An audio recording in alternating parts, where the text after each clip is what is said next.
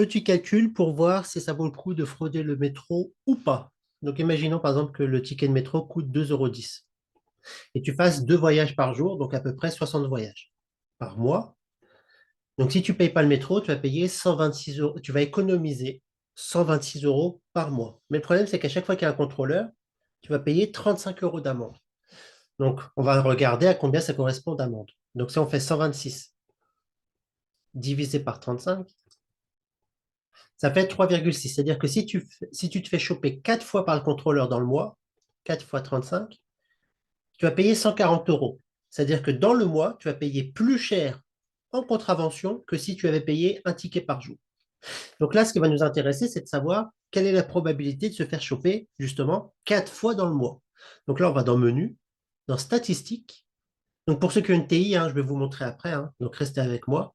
Donc on va dans Statistiques, après on va dans Distribution, Loi normale, et on va ici. Donc là, on veut se faire choper plus de 4 fois. Donc là, on va mettre un 4.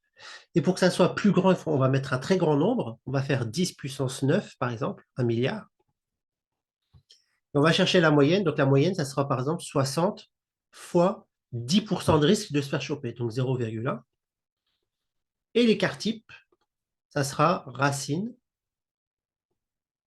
de 60 fois 0,1 fois 0,9. Voilà. Et la calculatrice, ça va te dire comme quoi tu as 80,5% de risque de te faire choper par le contrôleur au moins 4 fois dans le mois. Donc là, je vais vous montrer avec la TI. Et donc, pour ceux qui ne savent pas, je propose des cours de maths à distance, primaire, collège, lycée. Donc, flash le QR code pour ajouter super coach en maths, le Zlatan des profs de maths. Et tu verras comme quoi il y a une vidéo pour expliquer comment je travaille et également une vidéo avec les recommandations que je vais mettre en description sous la vidéo, épinglée sur TikTok et dans le carrousel sur LinkedIn. Et comme vous voyez, même pour le lycée, j'ai des émulateurs de calculatrice TI et Casio pour bien expliquer les maths. Donc là, avec la TI, comment ça marche? Tu vas dans Distribution, seconde distrib, tu vas dans la loi normale. Ici, donc nous, on veut au moins 4 fois se faire choper par le contrôleur. Donc on met un 4.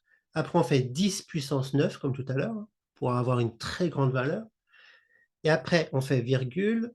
La moyenne, c'était 60 fois 0,1. Et après, virgule. Et après, pour l'écart type, c'était racine de 60 fois 0,1 fois 0,9.